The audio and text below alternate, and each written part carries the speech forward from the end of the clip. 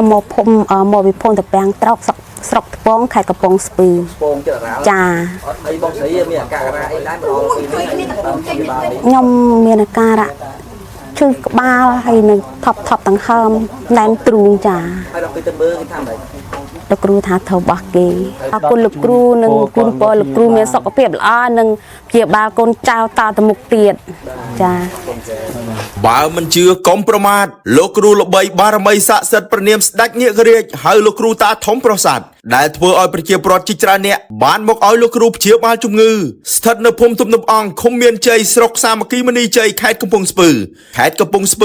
ប្រជាពលរដ្ឋភ្លូកទឹកភ្លូកដីមកពីតាមបណ្ដាខេត្តជាច្រើនបានចុះទៅដល់ទីតាំងលោកគ្រូសឿងសុគន្ធព្រះនាមស្ដេចញាក់រាជហៅលោកគ្រូតាធំប្រសាទស្ថិតនៅភូមិទំនប់អង្គឃុំមានជ័យស្រុកសាមគ្គីមនីជ័យខេត្តកំពង់ស្ពឺបានមករកលោកគ្រូឲ្យជួយព្យាបាលជំងឺជាច្រើនប្រភេទដូចជាជួយដោះអំពើព្យាបាលជំងឺមហារីកជំងឺស្លាប់ងុយចំហៀងខ្លួនជំងឺផ្លូវចិត្តសរសៃប្រសាទមហារីកទឹកនោមផ្អែមជំងឺបេះដូងស្រោចទឹកទាញទឹកក្រពះពោះវៀនរ៉ាំរ៉ៃរោគស្ត្រី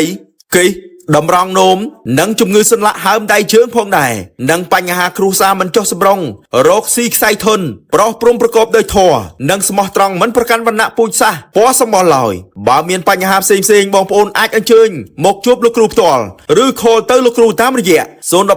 353 399 099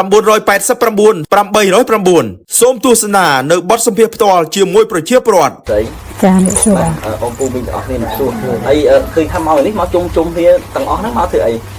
មកអូព្យាបាលជំងឺនោះព្យាបាលទាំងអស់គ្នាហ្មងអូតាំងគាត់និយាយរួមទៅគាត់មានជំងឺខ្ញុំរយៈពេលតា2សប្តាហ៍គឺជំងឺក្នុងខ្លួនខ្ញុំបានជាស្ដាប់ស្ដាយទាំងអស់លេងហ្នឹងវិញបងស្រីនិយាយការប៉ັດអត់ទេការប៉ັດគឺខ្ញុំអត់កុហកទេអ៊ំពូមីទាំងអស់ព្យាបាលការប៉ັດទេតែឈឺទាំងអស់គ្នាអូស្នាក់ឈឺទាំងអស់គ្នាទុកខ្ញុំជាដើមអញ្ចឹងគាត់ពីមុនគាត់ត្រូវអំពើគេឲ្យតែចូលក្នុងផ្ទះឈួរជាមួយប្រពន្ធកូនរហូតកូនទាំង3នាក់ហ្នឹងក៏ចាប់គោះលាក់ព្រាច្រកថ្នាំច្រកបានតែមិនតិចទេហើយនឹងស្រោចទឹកចាប់ពីស្អែកឡើង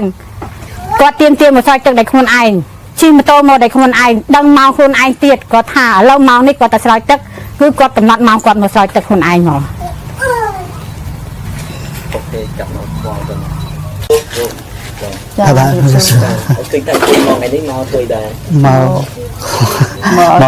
គ្រូជួយមើលជំងឺជួយបាទហើយបងឈឺដែរខ្ញុំវាឈឺតាមនេះប្រឡាក់ដៃប្រឡាក់ជើងហ៎ឡើងហើយដើមជើងហ្នឹងគឺតាំងរលាក់ទៅតាំងរួមហ្នឹងហើយគឺពេញខ្លួនហ្មងគឺខ្លាំងបាទគឺដើររួចដើរបានតិចទួចគ្រាឥឡូវអាចដើររួចជិះម៉ូតូឲ្យអាចមករស់រាយបានបាទដោយសារមកជួបគ្រូបាទមកជួបគ្រូហ្នឹងបាទហើយចង់ថាឈឺហ្នឹងឈឺពុំអាការៈឈឺប្រហែលឈឺប្រហែលជា2ឆ្នាំជាងហើយគ្រូបាទជាមកជាទំមកអាទិត្យទេរួមទឹកជាមកហ្នឹងហើយវាអត់ទាន់ស្រួលរឿងស្រួលជាងមុនខ្លាំងបានស្រកហើមស្រកអីមុនហើមឡើងគល់វាមែនកាន់បាត់ដល់ទេមើលតានេះមើលតាទេថាអូខេបាទគាត់នេះមិនវាមុនដើរវាឈឺខ្ញុំចេះតែថប់ដង្ហើមវិលមុខដេកលក់អញ្ចឹងណាហើយពវៀននេះវាធ្វើទុករហូតអញ្ចឹងតែទៅរកគេមើលវាអត់ជាទេបានធូរយនៅ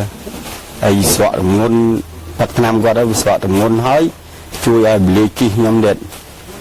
ពីមុនខ្ញុំ110គីឡូ110ជាងបាទឥឡូវសល់ប្រហែលឥឡូវនៅ84ខ្លួនស្រឡាញ់ប្រពន្ធស្រឡាញ់កូនចៅវិញហើយណាហ្នឹងអំពើគេតល់ណាអំពើគេធ្វើហ្នឹងទីយ៉ាងតែបងស្អាតយកអន្តរាយទៅមានពេលណាគឺគាត់តែថាវត្តតែទៅគាត់មកវាតាំងទៅដល់ទៅចាស់អស់យកវិទ្យាសាស្ត្រណាពីសាធារណៈ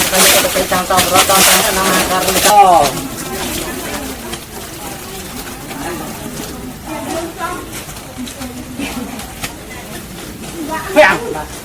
ដល់មកហ្នឹងខ្ញុំអត់ពឹងនៅក្នុងខ្លួនខ្ញុំទេខ្ញុំអស់សង្ឃឹមបាត់ហើយអត់ពឹងថារស់ណាអត់ពឹងថារស់ទេខ្ញុំគិតថាអត់ជាដូច